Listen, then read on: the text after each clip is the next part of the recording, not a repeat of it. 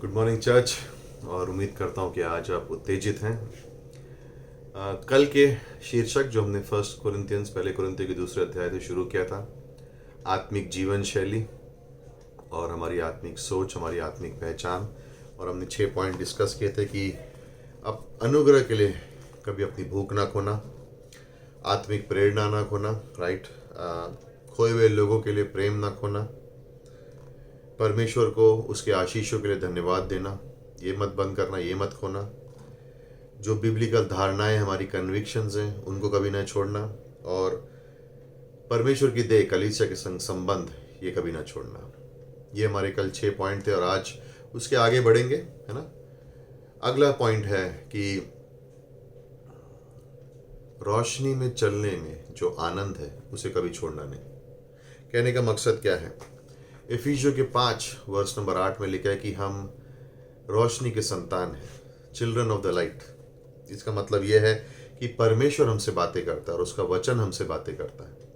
जब हम उसके वचनों को पढ़ते हैं तो परमेश्वर उस पर, पवित्र आत्मा उन वचनों पर रोशनी डालती है और हमें यीशु के पास की ओर दिखाती है।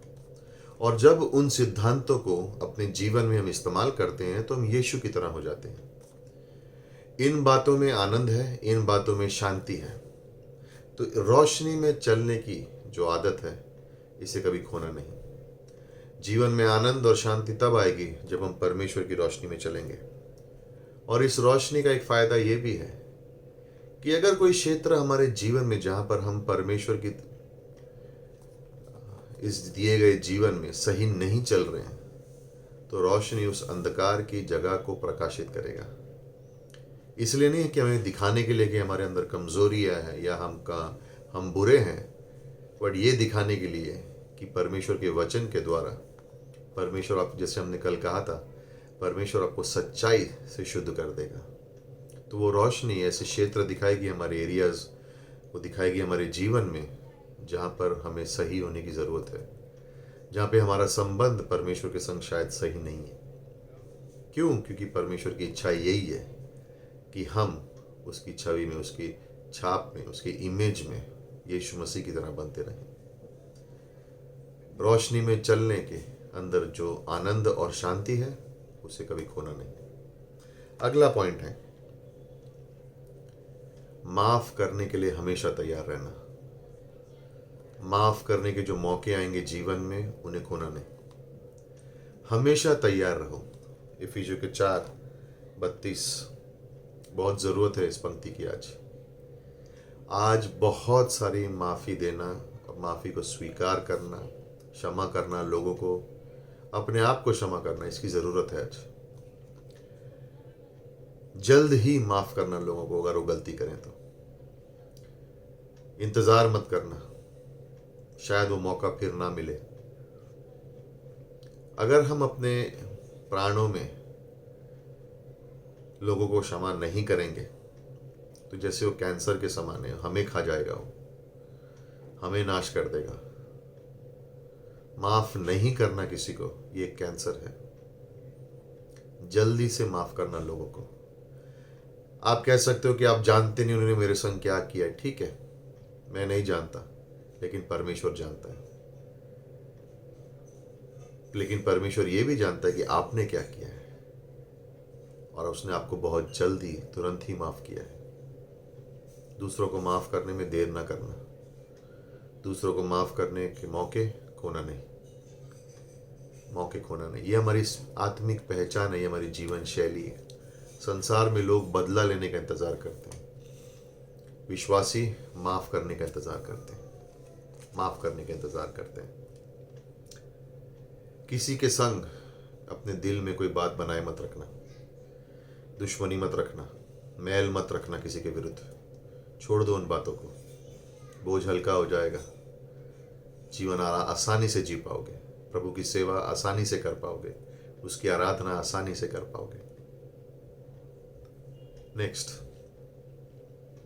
विश्वास में चलने का जो साहस है उसे कभी खोना नहीं। जैसे हमने कहा था पहले कोरिन्थियों 2:9 में, जो बातें आंखों ने नहीं देखी हैं, कानों ने नहीं सुनी हैं, विश्वास के जीवन को चलने में उसका जो साहस है, वो एडवेंचर जिसे हम कहते हैं, उसे कभी खोना नहीं। बने रहो, कोई ना कोई चीज़ ढूंढो जो प्रभु की सेवा कर सको, किसी तरह से कर सको, विश्वास से कर सको, एक गवाही बन सको। ढूंढो, विश्वास से उसको करो। जो भी तुम्हें मौके मिले हाथ में करने के लिए, परमेश्वर की अगुवाई से, उसकी आत्मा की अगुवाई से, उनको करो। ये मौके विश्वास से जीने के लिए इनको खोना नहीं, और तैयार रहना कि अगर कोई नया दरवाज़ा खुले तो घबराना नहीं। हम विश्वास से इसमें आगे बढ़ेंगे, विश्वास से आगे बढ़ना है। सांसारिक नज़रें, शैतान की बातें, संसार के लोगों की बातें हमेशा हमें रोकेंगी। मेरे परिवार का क्या होगा, मेरे घर का क्या होगा, मेरे बच्चों का क्या होगा, उनकी पढ़ाई का क्या होगा, मेरी तनख्वाह का क्या होगा, मेरे घर का क्या होगा। जो परमेश्वर चाहेगा वही होगा। तुम विश्वास से चलो, प्रार्थना करो कि कोई चीज़ें तुम्हें इस विश्वास के जीवन से रुकावट ना करें। अगला पॉइंट, अगर कोई आपको करेक्ट करे, जो आपको प्रेम करता है, तो वो मौके को स्वीकार करना, उसे खोना नहीं। ऐसा कहीं पर भी नहीं है कि हम कह सकते कि मैं गलती कभी नहीं करूँगा। हम सब गलतियाँ करते हैं, लेकिन जो हमारा न्याय करते हैं उनकी बात नहीं कर रहा हूँ। जो प्रेम से हमें समझाने आए और अगर बताएं कि ये जीवन में शायद आपकी कमी है, तो वो मौक़ों को स्वीकार करना।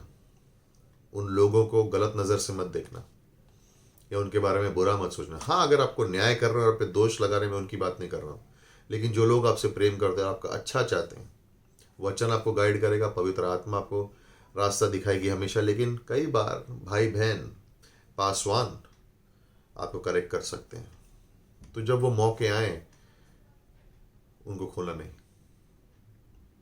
मैं अपने आप को हमेशा खुला रखना चाहता हूँ कि अगर मेरे जीवन में कोई गलती हो तो मैं प्रार्थना करता हूँ कि प्रभु, कुछ लोगों के ऊपर मैंने भरोसा किया हुआ है और उनको मैं कहता हूँ कि अगर मेरे जीवन में कुछ गलत दिखे तो मुझे प्लीज़ बता देना, अगर मैं सही नहीं कर रहा हूँ तो। कई वर्षों तक पास्टर काल मेरे पास्टर हैं और हमेशा रहते हैं और हमेशा रहेंगे। हमारे बीच में हमने एक वादा रखा था कि मैं हर 6 महीने में उनके पास में जाता और उनसे कहता, पास्टर ऐसा कोई एरिया है मेरे जीवन में जहाँ पे मुझे सही होना चाहिए या गलत हो रहा हूँ, मैं कहीं जा रहा हूँ। और वो हंसते थे, कहते थे नहीं कुछ नहीं है। कभी कभी वो कहते थे कि ये एरिया में तुझे ग्रो होना है, और वो मेरे आत्मिक जीवन के लिए बहुत लाभदायक था। उन मौक़ों को कभी खोना नहीं। जो आपसे प्रेम करते हैं वो आपको आपकी भलाई के लिए, ताकि आप मसीह में बढ़ सके, आपको हेल्प करेंगे। लेकिन आप अपने आप को उपलब्ध रखना, अपने आप को उपलब्ध रखना, ये बहुत बड़ा, इसमें जैसे कहते हैं साहस चाहिए, इसमें गट्स चाहिए। कोई नहीं चाहता अच्छा करने के लिए, लेकिन आप अपने आप को रेडी रखना। जब वो मौका आए, कोई आपसे प्यार से कहे आके ये एरिया में थोड़ा चेंज हो जाओ, आपके जीवन में अच्छा फलवंत होगे, तो उन मौक़ों को खोना नहीं, रेडी रहना उनको खरीदने के लिए। लास्ट, सीखना कभी बंद नहीं करना।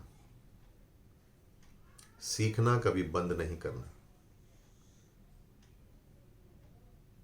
इस जीवन में हमारे पास कई सारे मौके आएंगे, नई बातें सीखने के लिए, वचन को बढ़ने के लिए, प्रार्थना के बारे में, किस तरह से मिशन फील्ड पे जीना है, मिशन ट्रिप पे जाने के लिए, जो भी नई बातें हैं उन्हें सीखने के लिए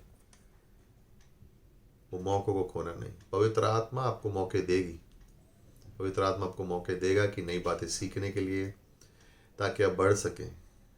वो चाह, वो जो ख्वाहिश है कि ये नई बातों को मैं सीख सकूं, जान सकूं, परमेश्वर में बढ़ सकूं, जब वो मौके आए उन मौक़ों को खोना नहीं। वो मौके, एक मौका आपके जीवन को परिवर्तन कर सकता है। नम्र रहो, जीवन में नम्र रहो और परमेश्वर आपको आशीष देगा। यही हमारी आत्मिक पहचान है, यही हमारी आत्मिक जीवन शैली है। और जब इन बातों में हम बने रहेंगे तो हम दिन ब दिन थोड़ा थोड़ा करके यीशु मसीह की तरह बनते जाएंगे। उम्मीद करता हूँ ये 2 दिन के डिवोशन में आपको कुछ सीखने मिला, और प्रार्थना करता हूँ कि प्रभु आपको आशीष दे और इस यात्रा में हम एक दूसरे की मदद करें और दिन ब दिन यीशु मसीह की तरह बनते जाएं। आमीन।